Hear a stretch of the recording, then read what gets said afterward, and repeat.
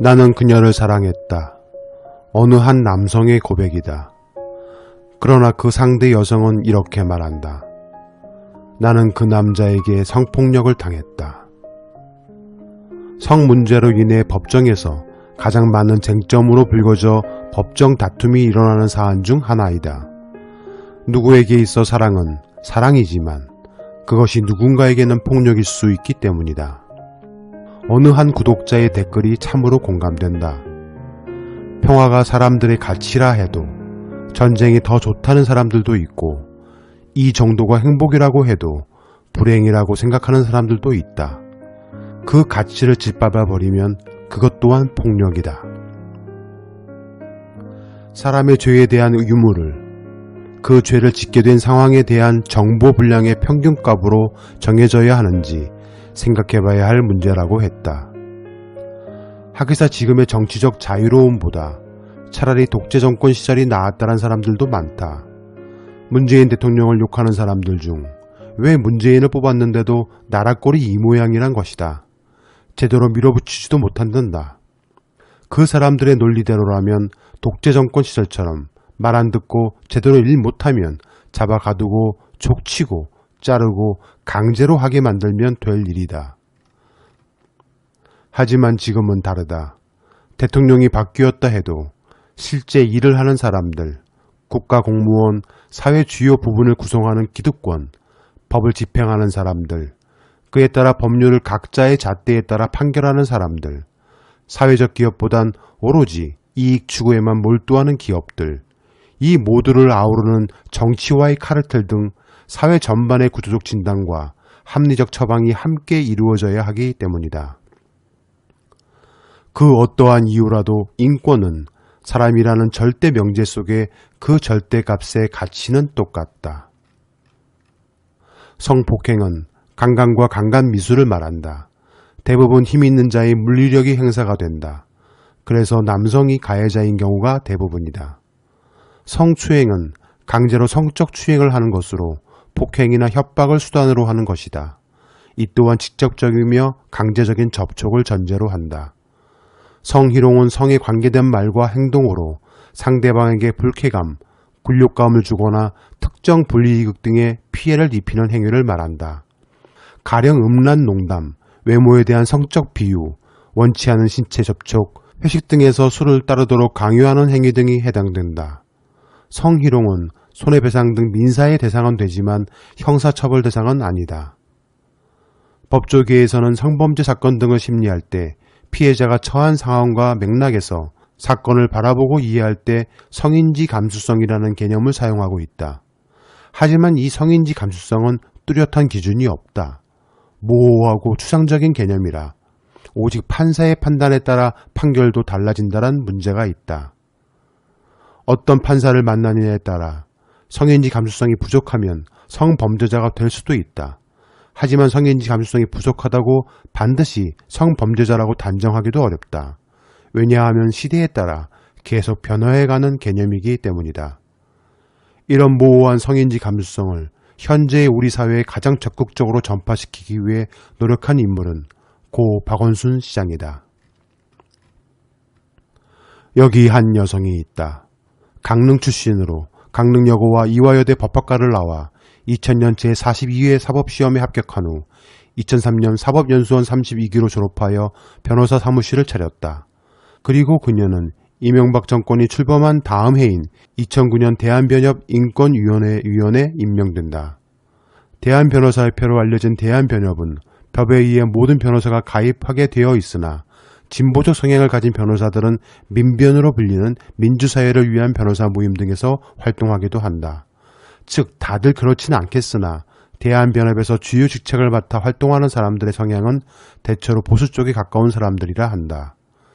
여하간 그녀는 이후 대검찰청 성폭력 범죄 전문가, 여성아동 폭력 피해 중앙지원단, 법무부 여성아동 피해자 인권 가디언, 서울메트로 성희롱 고충 심의위원회 위원 등 총 13개 직함을 동시에 맡으며 스펙을 쌓았다. 그러다 2011년 고려대 의대생들이 동기 여학생을 집단 성추행한 사건에서 피해자 쪽 대리인을 맡은 경력으로 성폭력, 가정폭력, 아동학대 피해자에 대한 법률 지원을 한 공로를 인정받아 여성인권 변호사상을 수상하기도 했다. 2011년 10월에는 서울시장 보궐선거를 한 달 앞둔 시점에 박영선 당시 민주당 예비 후보를 지지하는 변호사 모임에 이름을 올리기도 했던 인물이다. 그랬던 그녀가 박근혜 정부 시절인 2013년 6월 당시 조윤선 여성가족부 장관으로부터 여성가족부 권익증진국장으로 임명된다. 어떤 이유에서 그녀가 여가부 국장급 외부 인사로 영입 발탁됐는지는 알 수 없다. 앞서 말한 스펙들로 여성인권 전문성과 추진력을 인정받았기 때문이라 했다. 2015년에는 헌법재판소에서는 성인이 미성년자를 연기한 음란물을 아동 청소년의 성보호에 관한 법률로 처벌할 수 있다고 결정했다. 즉 성인이라도 미성년자를 연상케 할 수 있는 교복 등의 옷을 입고 음란물을 찍는다면 아청법으로 처벌할 수 있다는 취지였다. 그런데 이때 김재련 여가부 권익증진국장은 은교라는 영화는 19세 이상 관람가일 뿐 음란물이 아니기 때문에 아청법으로 처벌할 수 없다고 말했다. 그러면서 그녀는 사람이 직접 등장하는 경우보다 가상 캐릭터가 등장하는 웹툰 같은 애니메이션이 훨씬 더 선정적이고 위험성이 크다며 영화보다 애니메이션에 대해 보다 엄격하게 법 적용을 해야 한다고 강조했다가 가상 캐릭터의 인권도 존중해주는 아름다운 인권국장이란 비아냥을 사람들로부터 받기도 했다. 이렇듯 가상 캐릭터의 인권마저 소중하게 생각했던 그녀에게 다음과 같은 일이 벌어진다. 2005년 대한송유관공사 여직원 강간 피살 사건이라는 당시로선 매우 참혹하고 이해할 수 없었던 강력 사건이 있었다.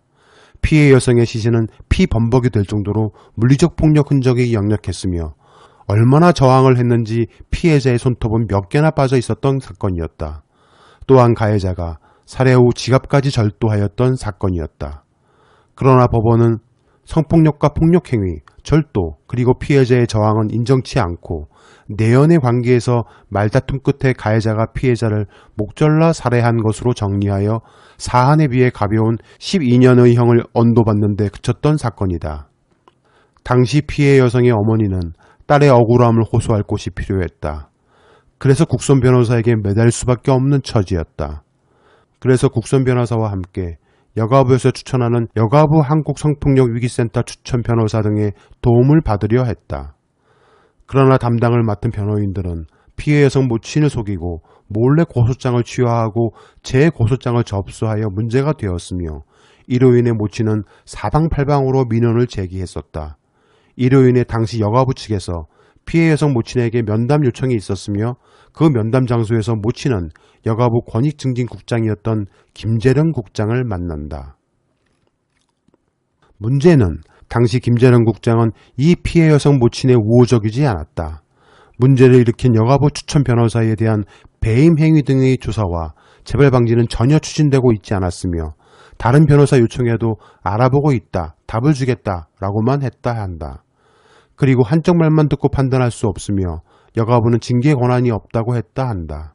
사건을 해결해달라는 피해 모친의 절절한 부탁에도 김재련 국장은 다리를 꼬고 앉아 민원인의 말을 반박했으며 화가 난 피해 모친이 내가 손목이라도 그으면 믿어줄 거예요 라고 말하자 아니요? 라며 차갑게 대꾸하기도 했다 한다.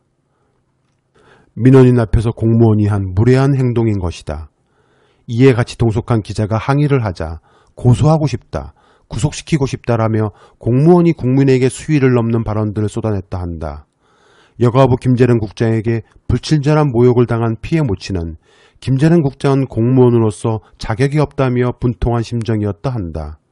알고 보니 김재련 국장은 당시 문제를 일으켰던 변호인 등과 함께 여가부 무료 법률지원 사업 변호사로 근무했던 사이였던 것으로 밝혀졌다.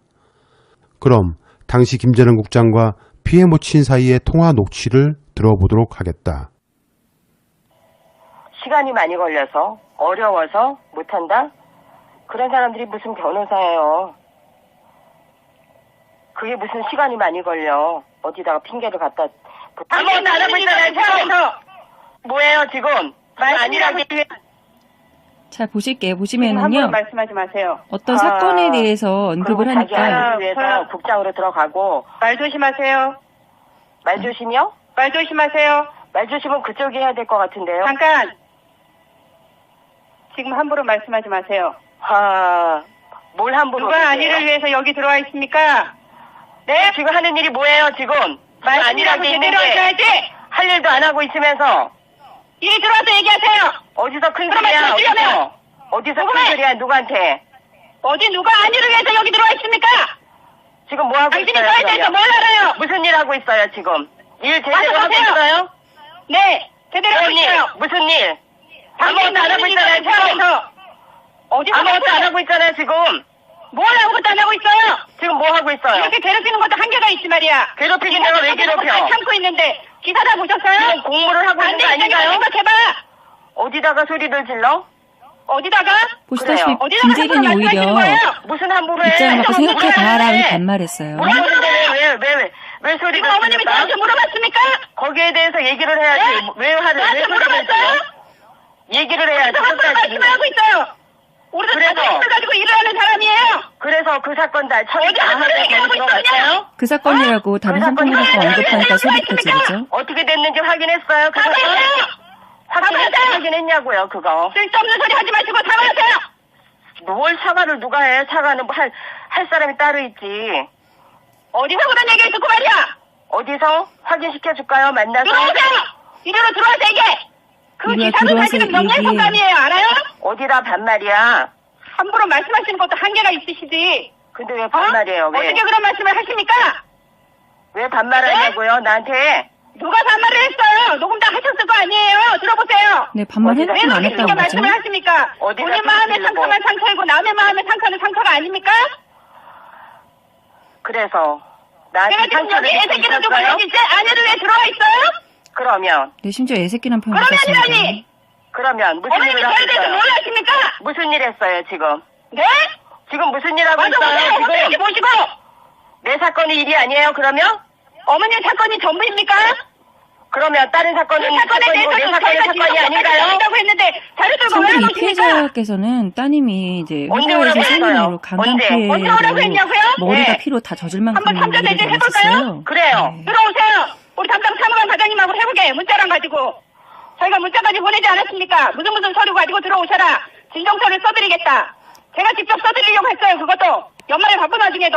변호사라서 못한다면서요? 공무원 입장에서 못한다면서요? 뭔 소리를 하고 있어 지금? 언제 직접 써준다고 누가 그랬는데? 네, 일단 여기까지만 공개하고 저희가 다음에 어머님 보고 자료가 공개하겠습니다. 공무원이라고 보지 않았 김재는 국장은 당시 공무원이었다. 공무원의 신분으로 민원인에게 퍼부은 폭언은 성폭력으로 고인이 된 피해 모친의 따님을 2번 가해야 하는 2차 피해를 발생시킨 것이 아닌가 하는 생각이 든다. 뿐만 아니라 김재는 국장은 변호사에서 공무원으로 변신하여 여가부에서 보내는 제2의 인생을 국비장학생이라고 표현했다고도 한다. 돈 받으면서 공부하는 느낌이라 표현했던 것이다. 공무원이라는 자리가 국민이 낸 세금으로 돈을 받으며 공부하는 자리라니. 자식을 강간살인 사건으로 참혹하게 잃고 여가부에 미련을 넣어 김 국장과 면담했던 피해 모친은 내 딸 사건이 당신 학습교재냐며 분노를 감추지 못했다 한다. 그녀는 여성인권에 기여한 공을 인정받아 박근혜 정부로부터 여성가족부 권익증진국장으로 취임했었다. 피해 여성도 모친도 여성이었다. 박근혜 정부에서 잘 나갔던 여성인 김재련은 한국성폭력위기센터 이사를 거쳐 서울특별시 다시함께 상담센터 법률지원단, 여성신문 편집위원 등 알짜 여성단체 등에서 일했으며 문제의 화해치유재단 이사에 오른다. 화해치유재단이란 박근혜 정부에서 한일 위안부 문제를 일본 돈 10억엔, 우리나라 돈으로 107억 원 등으로 퉁치잔 것이다. 일본에서 화해치유재단에 그 돈을 기부하는 조건으로 위안부 문제를 덮자는 것이고 실제 그 비용은 집행된다. 그마저도 5억 원은 화해치유재단의 운영비로 책정됐다. 일본은 100여억 원의 위안부 범죄에 대한 면죄부를 받은 반면 피해자인 위안부 할머니들은 협상 과정에서 철저히 배제돼 큰 논란이 일었던 일이었다. 그 선두에 김재련 이사가 있었다. 그녀는 우리 모두 조금씩 양보해 평화로운 미래를 위해서 현재 우리가 할 수 있는 일을 적극적으로 해나가면 좋겠다며 일본 측 입장을 되풀이했었다. 성폭력 전문가, 여성인권 전문가, 여성가족부 권익증진국장 출신이 성노예 사건의 가해자인 일본을 위해 만들어진 단체에서 일하며 가해자의 입장을 대변한 것이다. 그러다 박근혜 정부가 무너지고 특별한 상근지책 없이 여성인권 관련위원회 등의 위원들을 맡다가 2017년 대선 때 안희정 전 충남지사를 지지한 변호사 모임에 이름을 올리기도 했었다. 그러다 2018년 당시 세간을 떠들썩하게 했던 미투가 사회적 이슈로 떠오른다. 당시 검찰 내부의 위력에 의한 성추행으로 서지현 검사에 대한 안태근 검사장을 기소한 사건으로 서지현 검사와 2대 법학과 동기인 김재련 씨가 대리인단 변호사로 나섰다. 아마도 학창시절엔 둘이 친분이 있었던 것 같다. 문제는 성추행보다 훨씬 심각한 범죄인 성노예 가해자의 편에 섰던 사람이 성추행에 맞서 피해자를 도울 명분이 없다는 것이었다. 또한 서지현 검사를 변호한다면서 가해자인 안택은 최규일보다 박상기 법무부 장관 쪽으로 타깃을 변경해 논란이 일기도 했었다. 김재련 변호사는 언론에서 서 검사에게 좋은 자리만 주면 문제가 해결된다는 듯한 발언을 한 것도 문제가 되었다. SBS와의 인터뷰 당시 서 검사에게 있어서 명예를 회복하는 방법은 부당하게 발령된 통영지청으로부터 정당한 자리로 복귀하는 것입니다라고 함으로써 마치 서 검사가 검찰 꿀보직에 대한 욕심 때문에 자기 성추행 피해를 폭로했다는 뉘앙스로 말을 했다. 이로 인해 그녀는 2018년 2월 3일 변호인단에서 사퇴했다. 더군다나 이 사건의 가해자인 안태근 전 검사장은 1심, 2심은 이 혐의를 유죄로 인정하고 실형을 선고했으나 대법원은 직권남용 권리행사 방해 혐의가 인정되지 않는다며 무죄를 선고했다. 안태근은 2017년 4월 국정농단 사건 특별수사본부 부본부장과 팀장에게 수사비 명목의 금일봉을 지급해 사건 처리의 공정성에 오해를 불러일으킬 수 있는 부적절한 처신을 했다는 이른바 돈봉투 사건으로 징계를 받았던 인물이기도 하다. 또한 그는 자신이 성추행한 서지현 검사에게 인사보복을 한 혐의로 기소됐기도 했다. 김재련은 여성신문 편집위원 및 법률자문 변호사를 맡고 있다. 여성신문은 창간인이 이계정 전 한나라당 의원이며 임정희 전 대표도 한나라당 비례대표로 신청한 바 있는 신문사이다. 그런 곳의 법률자문 변호사인 그녀가 2017년 청와대 비서관이었던 이른바 탁현민 사건의 여성신문사 측 변호를 맡는다. 탁현민 청와대 비서관 명예훼손 송사는 탁씨가 지난 2007년에 쓴 말할수록 자유로워지다 라는 책에 나오는 자신의 첫 경험에 대해 여학생과의 성관계 경험의 묘사를 두고 쟁점이 되었던 사건이었는데 이를 두고 여성신문에서 마치 그 당시 여학생이 말하듯 기고문을 실었는데 제목이 제가 바로 탁현민의 그 여중생입니다 라고 해 마치 제목만 놓고 보면 피해자가 그를 기고한 듯하게 기사를 냈었다. 이후 탁씨는 책의 내용은 모두 픽션, 실제로는 없는 사건을 작가의 상상력으로 재창조해낸 것이라 하였다. 그리고 여성신문을 상대로 명예훼손 소송을 제기했다. 여성신문 대리인으로 여성신문 최악의 악행 중 하나라고까지 평가받는 탁현민 가짜 편지를 죽이기 사건은 결국 1심, 2심 현재 모두 탁현민 씨가 원고 일부 승소했다. 법원은 여성신문 측에 탁씨에게 1,000만 원을 배상하라 했다. 일부 여성단체들은 아직도 아무리 없는 얘기를 지어내는 픽션이라도 청와대 행정관에 위치해 있던 사람이 그런 왜곡된 성의식을 가진 것은 문제가 된다며 젠더 이슈 차원에서 탁현민 비서관을 비난 중이다. 이쯤에서 남자들에게 경고하고자 한다. 상상도 하지 말라. 상상은 금물이다. 또한 그 상상을 글로 쓰지 말라. 바로 그 순간 당신은 타깃이 될 수도 있다. 여하튼 여성신문 측 김재련 변호사의 법률적 논리와 근거는 법원으로부터 모두 거부되었다.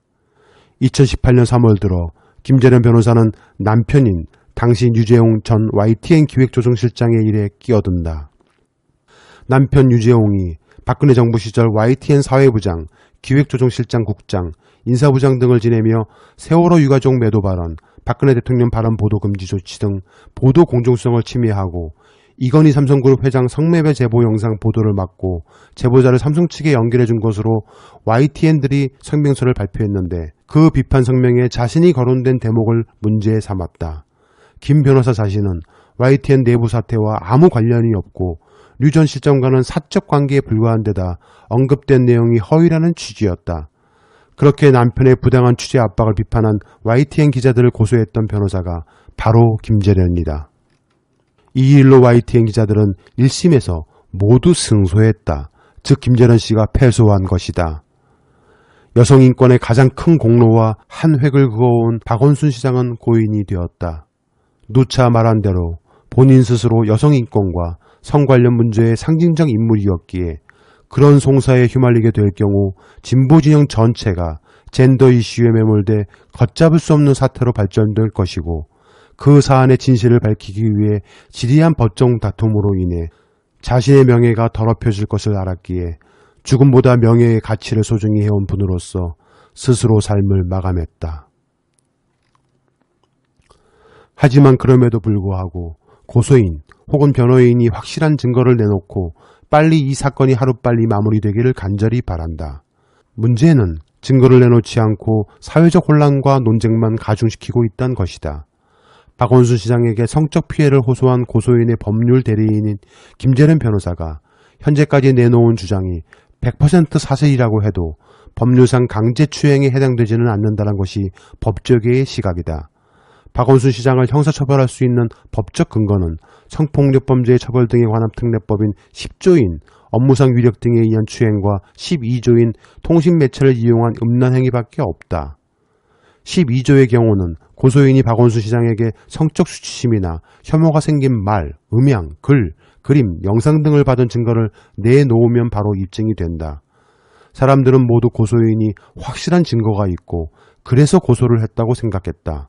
일부러 군부를 피우고 시간을 끌어 많은 정부 여당의 관계자나 스피커, 지지자들을 이 싸움에 끌어들이고 결정적 순간에 공개를 해서 승리의 기분을 만끽하고 나아가 정부 여당의 지지율을 떨어뜨리고 지지자들에게 심리적 타격을 주려는 전략일 가능성도 여전히 있다고 생각한다. 문제는 김재련 변호사는 성범죄 피해자에 대한 보호나 배려가 아닌 2차 가해를 유도하는 듯 보인다는 점이다. 사람들은 고소인의 이름도 얼굴도 모른다. 그녀가 어떤 부서에서 일했으며 누군지도 모른다. 그런데 자꾸 김재련 변호사는 그녀 신상에 대해 이야기를 한다. 그래서 사람들이 그녀를 알아보라고 부추기는 듯 보인다. 2차 가해를 가하라는 듯한 인상을 주는 이유이기도 하다. 여기에 동참하고 있는 일부 여성단체들에 대한 신뢰도도 점점 의심받기 시작하고 있다. 그동안 여성 성폭력 상담에서 가장 중요하게 여겼던 것이 피해 상담자에 대한 보호였다는 것을 감안하면 지금 이런 식으로 하면 안 되는 것이다. 이유는 모르겠지만 여성 인권의 향상을 위해 노력해왔던 두 기관은 지금 김재련 변호사와 함께하면서 그동안의 노력을 무너뜨리려는 일을 하고 있다는 점을 알아야 한다. 더 심각한 문제는 성추행인지 성희롱인지 혹은 비서의 업무인지 애매한 김재련의 주장도 시간이 갈수록 더 많은 허점이 발견되고 있다는 점이다. 즉 점점 이 사건의 실체적 진실은 예상치 못한 방향으로 나아가는 것 같다. 우선 4년간 성추행을 당했다고 주장한 고소인의 실제 근무 기간은 2년 3개월이라는 서울시 관계자의 인터뷰 보도도 있었다. 2017년 5월 비서실로 발령이 났고 2019년 7월 다른 곳으로 전보되었다고 보도되었다. 4년과 2년 3개월은 큰 차이인데 이것이 고소인의 주장인지 혹은 변호인이 바꾼 것인지 모르겠지만 이게 의도적이라면 아주 잘못된 일이며 재판에서 불리하게 작용할 것이다. 박원순 시장과 늘 마라톤을 함께했던 조세호 항공레가스 기부 대표는 고소인은 마라톤을 뛴 적이 없을 뿐만 아니라 고소인을 본 사실도 없다고 밝혔다. 마라톤 코치가 박 시장을 공간에서 모시고 와서 달리기를 하고 끝나면 공간까지 모셔다 드렸기 때문에 고소인이 언제 운동을 했는지 알 수 없다고 한 것이다. 이는 한국성폭력상담소와 여성의 전화가 보도자료를 낸 박 시장은 평소 1시간 넘게 뛰는데 여성 비서가 뛰면 50분 안에 들어온다며 박 시장이 주말 새벽에 고소인을 나오도록 요구했다는 주장에 정면으로 배치된다. 이런 와중에도 서울시에서는 고소인이 2차 가해 차단을 최우선 과제로 삼고 해당 직원이 일상으로 복귀할 수 있도록 최대한의 지원을 아끼지 않는다고 했으며 여성단체 인권 전문가, 법률 전문가 등 외부 전문가가 참여한 민간합동조사단을 구성해 철저한 진상규명을 하겠다고 밝혔다. 그런데 변호인과 여성단체들은 진실규명을 요구하는 13일 기자회견에서의 입장과 달리 서울시가 제안한 민간합동조사단 구성 제안을 거부했다. 더군다나 서울시청 내 젠더사무소관이나 여성권익 담당관 등에는 고소인의 공식적인 신고조차 없었던 것으로 알려지고 있다. 매뉴얼이란 이럴 때 쓰라고 만든 것이며 그에 준해 행동해야 하는데 그냥 상급자에게 피해 사실을 이야기했으니 그게 공식적 항의라는 것이다. 변호사란 사람의 입에서 나온 말이다. 서울시 내에서 발생하는 성희롱 성폭력 사건은 공식 매뉴얼을 통해 처리하는 것이 우선이라 말해야 변호사인 것이다.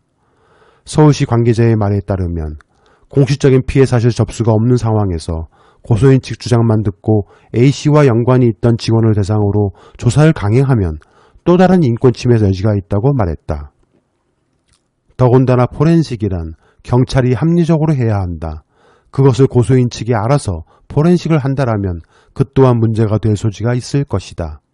또한 박원순 시장의 성추행 의혹을 밝혀달라고 여러 인권단체가 국가인권위원회에 진정서를 냈는데 김재는 변호사는 이 조사에도 응하지 않겠다고 밝혔다.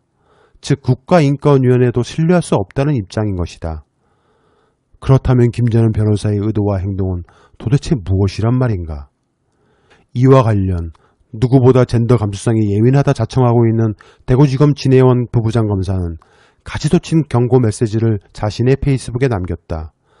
고소장 접수 사실을 언론에 알리고 고인의 발인일에 기자회견을 하고 선정적 증거가 있다고 암시하면서 2차 회견을 또 열겠다고 예고하는 등 넷플릭스 드라마 같은 시리즈물로 만들어 흥행몰이와 여론재판으로 진행하면서도 그에 따른 책임은 부담하지 않겠다는 태도를 보인다면 해당 분야 전문직 종사자들에게는 회의와 의심을 가지게 만드는 패턴으로 판단될 여지가 높다고 적었다. 현재 김재는 변호사는 서울해바라기센터 운영위원, 여성가족부 다문화 가족정책위원회 위원, 국회 입법조사처 자문위원, 국가인권위원회 차별시정위원회 위원 등 총 28개의 직함을 갖고 있다. 사실 그녀가 대표로 있는 법무법인 홈페이지에는 그녀가 이혼소송 및 손해배상 전문 변호사라고 홍보하고 있다. 젠더 또는 여성인권에 관한 전문 증서 같은 것은 찾아볼 수도 없었다.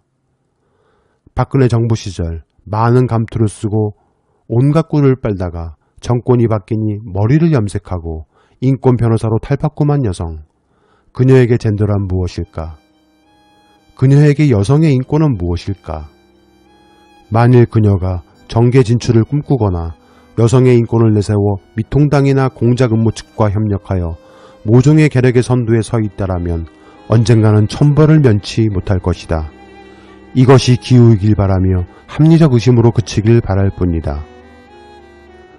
정말 성추행 및 성폭력의 문제로 인해 고통받는 여성들이 앞으로 가짜 미투 논란으로 의심받게 만드는데 가장 일조한 여성으로 남질 않길 바란다. 그녀의 논리대로라면 원더우먼이란 영화에 나오는 데미스키라의 아마존 여성 종족처럼 세상에 남성은 없는 여성들만 사는 세상을 만들어야 할 것이다.